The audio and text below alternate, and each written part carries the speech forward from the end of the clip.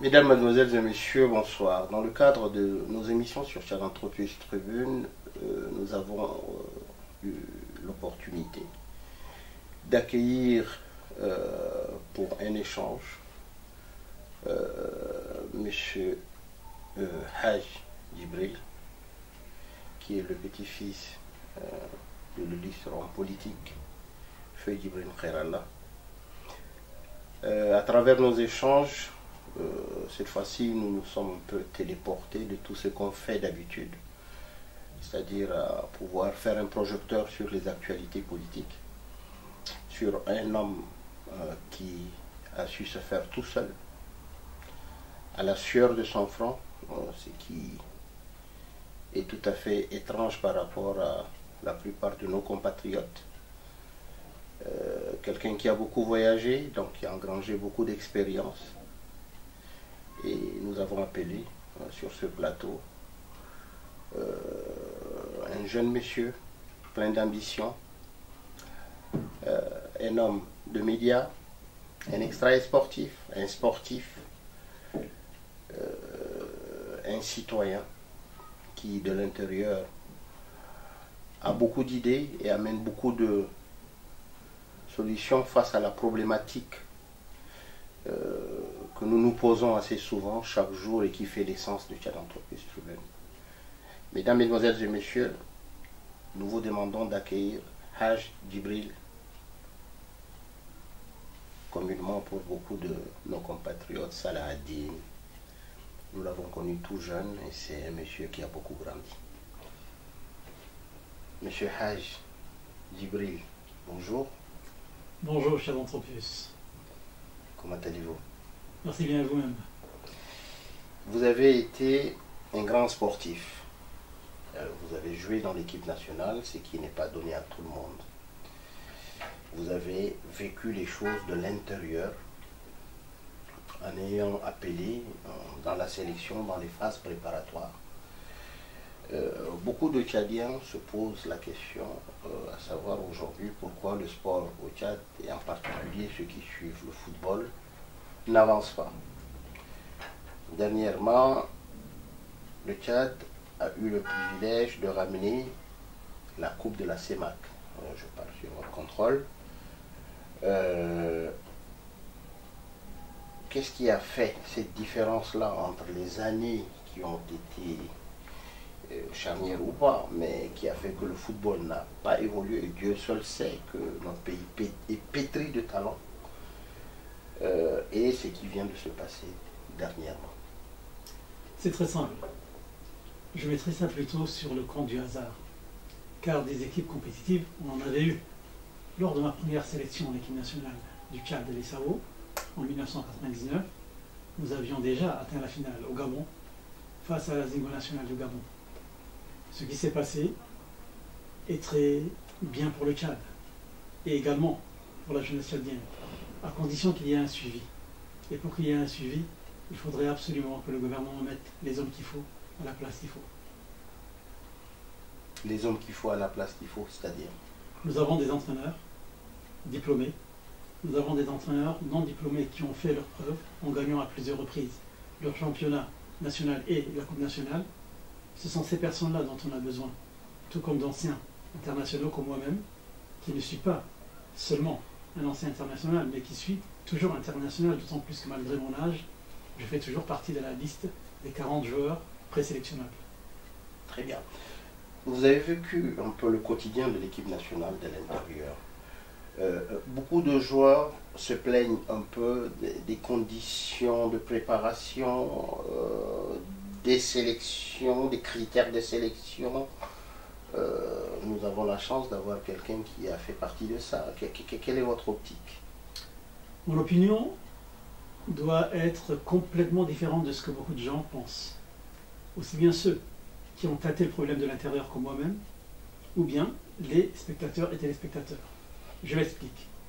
Aujourd'hui, pour figurer dans l'équipe nationale du Tchad, il faudrait absolument avoir des affinités. Ensuite, même à l'entraînement, malgré le fait que certains joueurs comme moi-même ont prouvé jusqu'à preuve du contraire qu'il était susceptible d'être des titulaires indiscutables du groupe SAO, ce sont les affinités qui marchent encore. Maintenant, les conditions de rassemblement des joueurs sont vraiment pathétiques. Personnellement, j'ai vécu une expérience en 2006 avec les Sao. Nous étions logés à l'hôtel du Golfe, à la rue des 30 mètres, dans des conditions déplorables. Manque d'électricité, manque d'eau. Je répète, manque d'électricité et manque d'eau. Je ne vous parle pas du manque de médicaments, du manque des primes et également des difficultés qu'on avait pour aller s'entraîner 2 fois par jour de la rue des 30 mètres à Moursal où se trouve le stade Idriss Mamadou. Vous parlez de l'équipe nationale du Tchad. Absolument. L'équipe nationale de football du Tchad, les Sao. Qui sont, à votre avis, mal entretenus, puisque vous parlez logés dans un hôtel ubuesque, tout à fait délabré, puisque dans un hôtel où il n'y a pas d'électricité, il n'y a pas d'eau, on ne peut pas appeler ça un hôtel, on ne peut pas mettre le joueur dans des conditions optimales pour progresser. Les conditions n'étaient pas optimales, également au niveau du matériel. Figurez-vous que lors d'un de nos matchs amicaux face à Gazelle Football Club, nous avions des bas de couleurs différentes. Et cela est vraiment honteux pour une sélection nationale. Cela s'est passé en 2006, lors d'un de mes derniers rassemblements avec l'équipe nationale du Tchad, que j'avais quitté en 2009-2010, après que la sélection nationale de la République centrafricaine m'avait demandé de venir l'aider. Je parle des Fauves de Bazobangui, qui avaient envoyé leur 3e entraîneur de l'époque, premier entraîneur actuel, M. Hervé Ngunji, pour rencontrer M. Djibril Topalto et lui remettre une lettre de la part de M. Pierre-Edouard Ngassona, ancien député, ministre et président de la Fédération centrafricaine de football, pour que le Tchad dise une chose.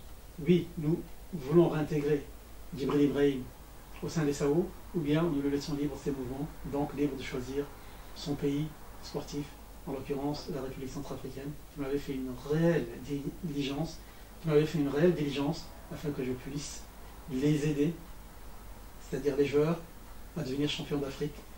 Malheureusement, je n'ai pas pu avoir cette chance-là, d'autant plus que la sélection tchadienne s'était envolée pour Bangui à mon arrivée à N'Djamena de Bangui, et par la suite, les nouvelles allant très vite. Vous avez entendu, comme tout un chacun, que la République centrafricaine a été championne d'Afrique centrale en gagnant la Coupe de la CEMAC.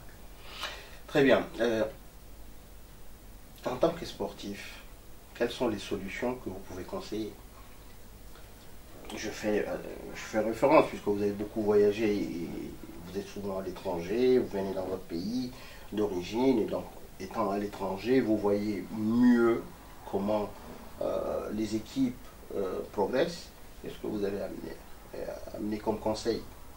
Des conseils, j'en ai donné individuellement et également collectivement, à qui voulait m'écouter et pas m'entendre. Du matériel, j'en avais apporté également. Ce qui manque au Tchad est un travail de tambour, c'est-à-dire essayer de ratisser au niveau des 14 préfectures tchadiennes devenues depuis pour des raisons politiques des départements, essayer de détecter les meilleurs joueurs et de les amener dans les championnats les plus élevés qui sont ceux de N'Djamena, Sarr et Moundou. Pour cela, il nous faut des gens qui connaissent le terrain, aussi bien au niveau local qu'au niveau international.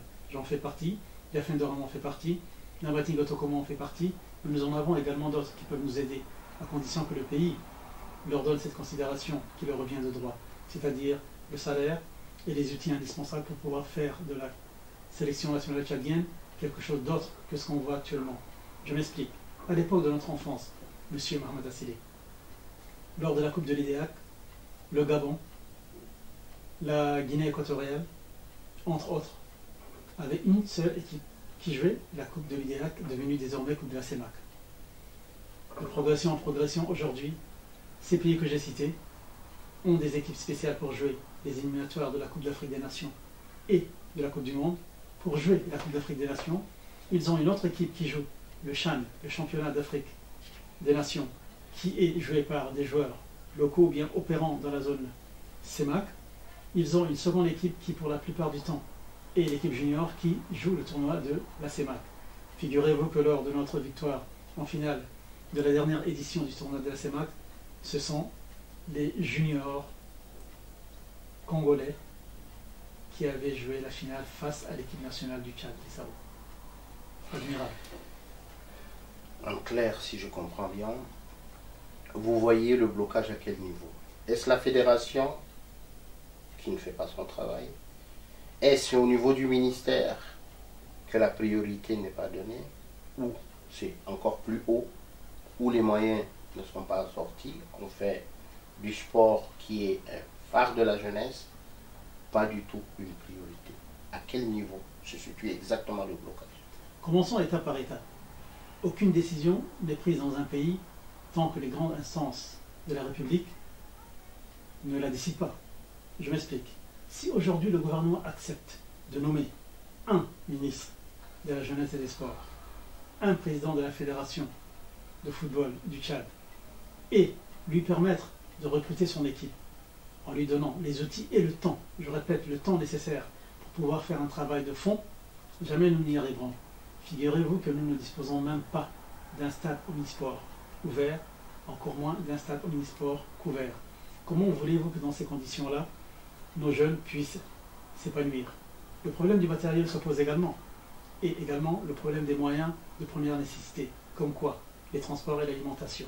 Comment voulez-vous qu'un jeune qui travaille pour subvenir aux besoins cruciaux de sa famille ou de sa petite famille puisse, après son travail, se rendre à l'entraînement s'il n'a pas un moyen de locomotion fiable, ne serait-ce qu'une bicyclette, s'il n'a pas un endroit où pouvoir se reposer, s'il n'a pas de quoi se nourrir comme il le faut, et surtout s'il ne dispose pas de cet outil indispensable pour tout sportif, surtout footballeur, de matériel, c'est-à-dire d'équipements sportifs pour pouvoir s'entraîner et pouvoir s'élever. Voilà ce qui nous fait défaut.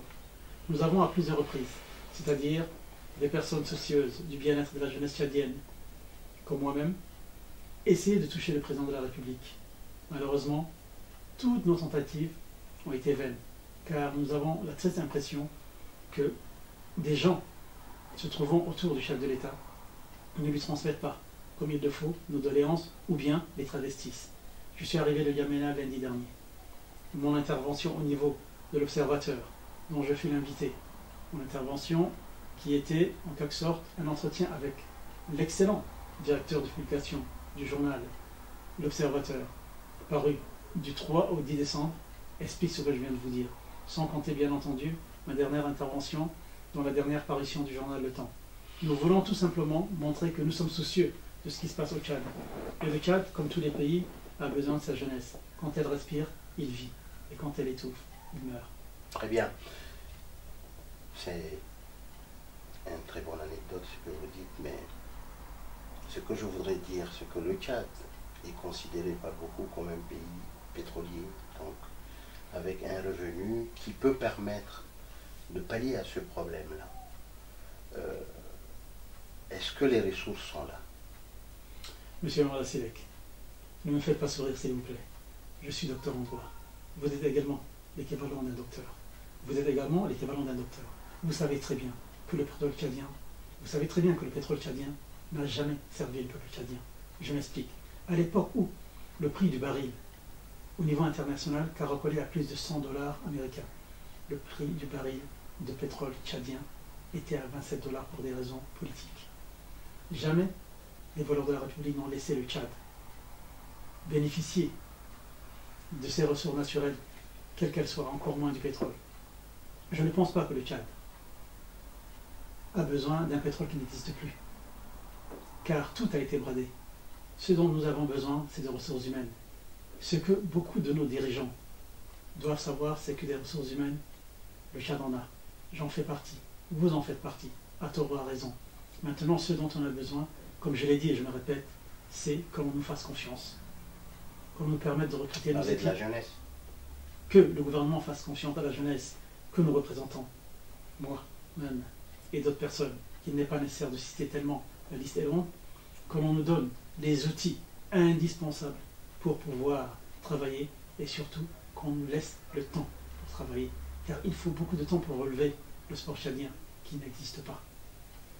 Très bien, bah, écoutez, moi je pense que d'abord je voulais faire un rectificatif, je n'ai pas encore atteint le niveau d'un docteur aussi imminent que notre invité, peut-être que le moment viendra, et je pense qu'à travers lui, la jeunesse tchadienne puisse retrouver les reformulations des termes, des mots, et tout l'aspect critique sur ce qui est le sport, qui est aujourd'hui l'un des phares de la jeunesse et nous vous en remercions beaucoup. Vous avez été pendant longtemps, je voulais faire une transition, je pense que vous avez quitté le Tchad étant jeune, vous avez été au Canada, en Amérique du Nord, vous avez voyagé partout, un homme pétri d'expérience et de vécu. Et dernièrement, quand vous êtes allé au Tchad, nous autres, moi, ça fait 26 ans, je ne vis pas au Tchad, je suis toujours dehors.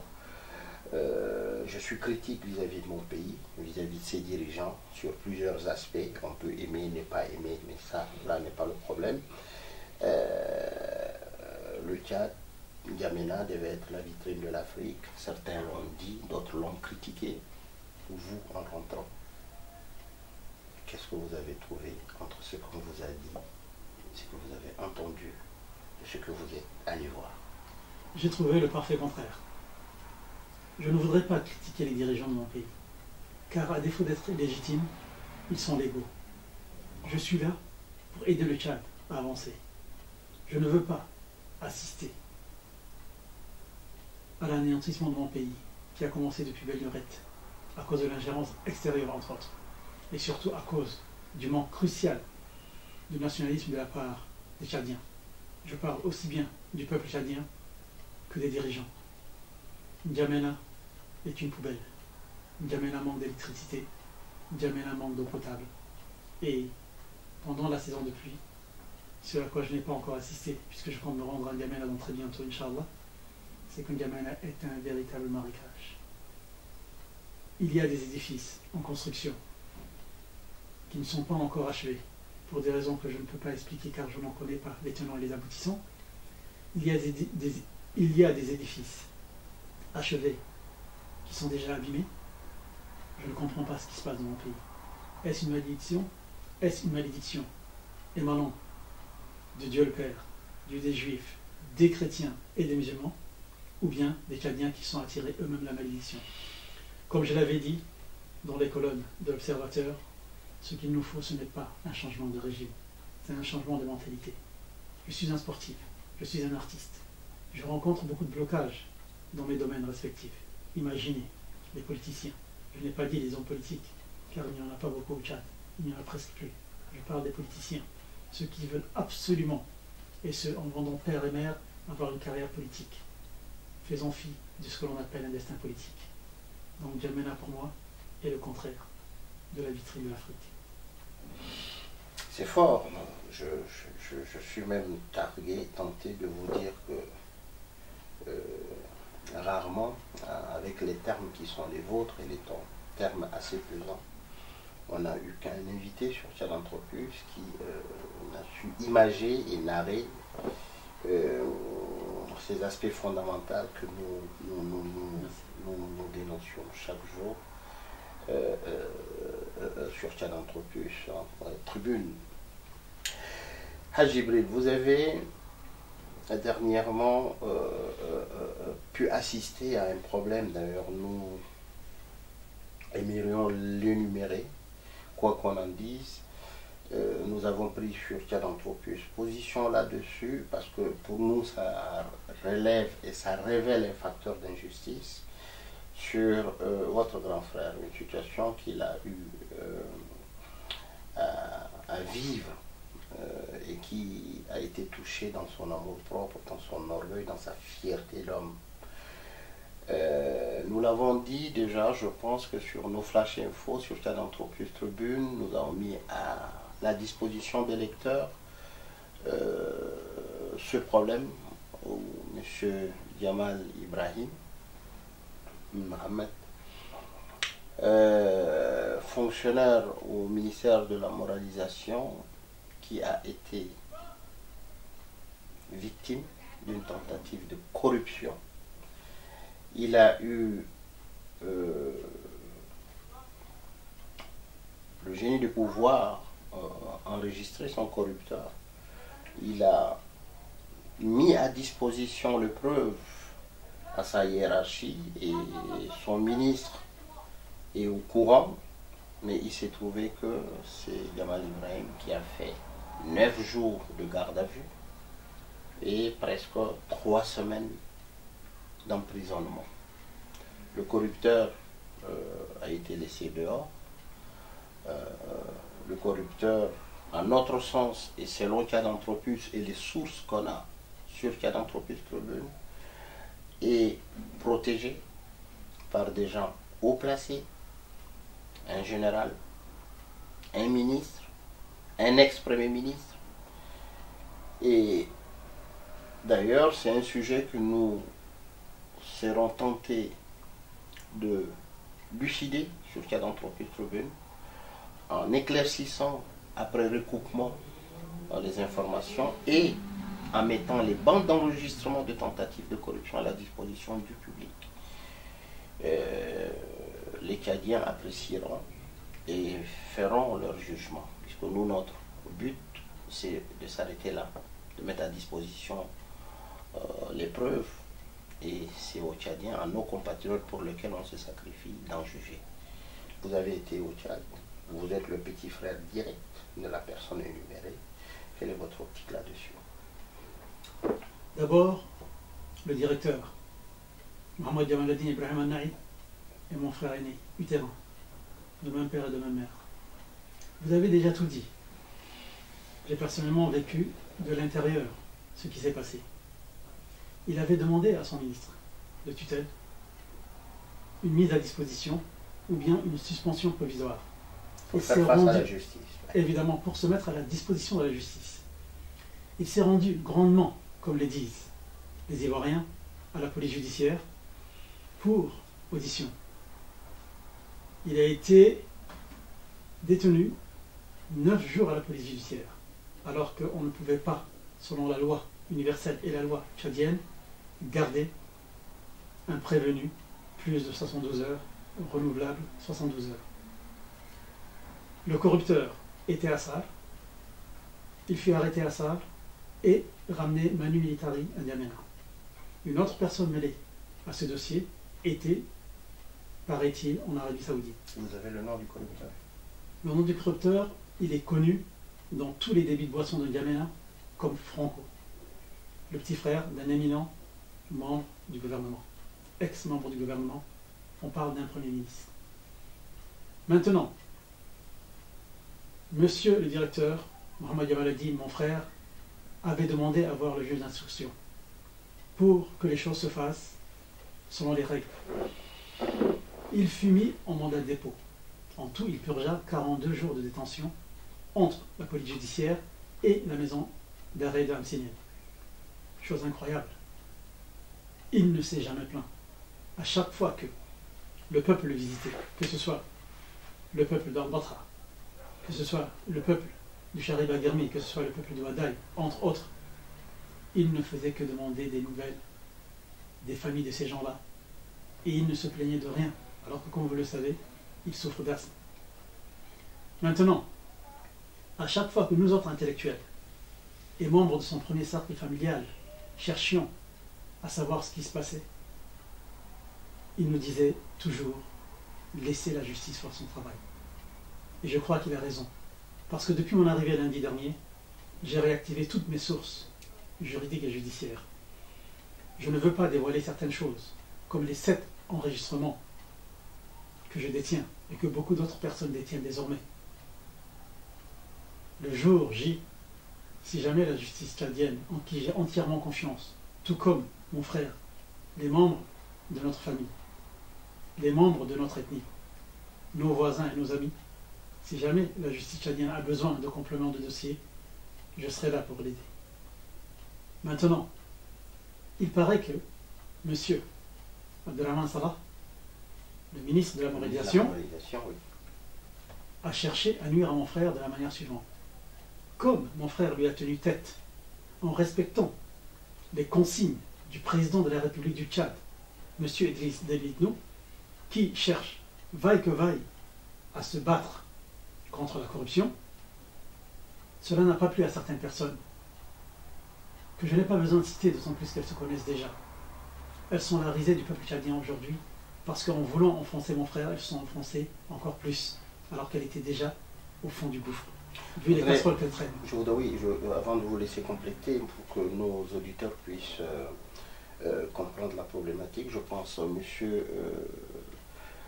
Jamaluddin Din, son grand frère, comme il le dit, il le spécifie, a été en mission sur l'affaire Proidel 2, effectivement, où on dit qu'il y a eu détournement de ce monsieur Franco, qui est le coordonnateur de Proidel 2, et parent ou neveu, ou de toutes les façons, de l'ex-premier ministre d'Adnagui.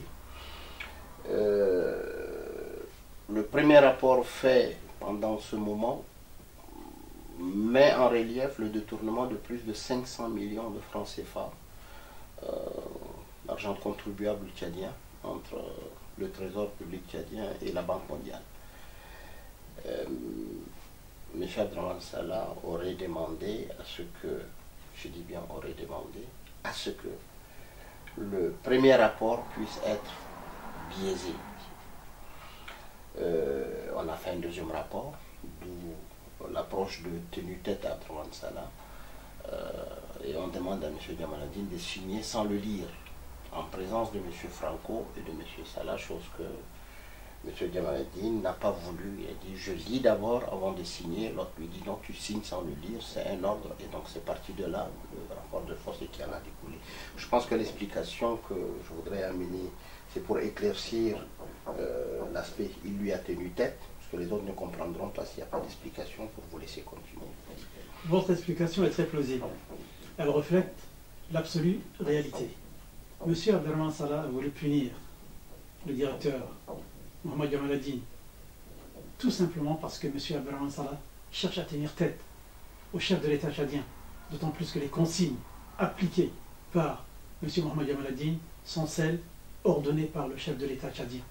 Mais attendez, il y a controverse, parce que Abdrahmane Salah est le ministre d'Idriss Déby, comment il peut lui tenir tête? C'est ce que personne ne comprend au niveau de N'Djamena, puisque je suis arrivé de N'Djamena lundi. Il y a des fonctionnaires qui cherchent à travailler comme le leur demande celui qui les a nommés là où ils se trouvent, et d'autres qui essayent de les empêcher de travailler, ce que je n'arrive pas à comprendre personnellement. Maintenant, pour en revenir à ce dossier, qui est très simple, mais qui a été tout simplement aggravé à cause du manque de discernement de M. Abdrahmane Salah, je peux vous dire que je suis allé voir plusieurs dignitaires du Tchad, qu'ils soient actuels ou anciens, en l'occurrence le président Boukouni Wadi, le sultan Kachala Kassek, et beaucoup de ministres et des chefs de race. Aucun d'entre eux ne m'a donné un avis favorable sur M. Abdrahmane Salah. Maintenant, la solution est très simple. Vu que la justice est en train de suivre son cours, la meilleure des choses à faire est la suivante. Que M. Abdrahmane Salah fasse contre une mauvaise fortune bon cœur. Rencontre M. Mohamed Jamal Ad-Din, discute et essaye de régler cela à l'amiable. Parce que l'enjeu est de 5 millions de francs CFA. Je ne vous demande même pas de calculer combien cela fait en euros. C'est une somme ridicule que des gens... Est-il possible que M. Abdrahmane Salah puisse demander à Jamal Ad-Din de régler ça à l'amiable? L'affaire est sur la place publique, elle est au niveau de la justice. Qu'est-ce qu'Abdrahmane Salah peut faire? Ce qu'il peut faire, c'est reconnaître son erreur. Il a fait preuve d'un excès de zèle sans limite. Le problème qui se pose, c'est qu'on ne reproche pas à M. Mohamed Jamal Ad-Din d'avoir encaissé, en tant que corrompu, une somme de 5 milliards de francs CFA. 5 millions. Une somme de 500 millions de francs CFA, ou encore une somme de 50 millions de francs CFA. Non, on lui reproche d'avoir encaissé, sans preuve, la somme de 5 millions de francs CFA. C'était les dires de ce Franco, donc sa parole contre l'homme. Okay. Mais, M. Franco, si le qualificatif de monsieur est attribuable à un tel individu, à la coutume si légère, accuse d'avoir corrompu Jamal, il n'a qu'à le prouver. À la PJ, il avait bel et bien dit aux agents de la police judiciaire qu'il n'était pas plaignant.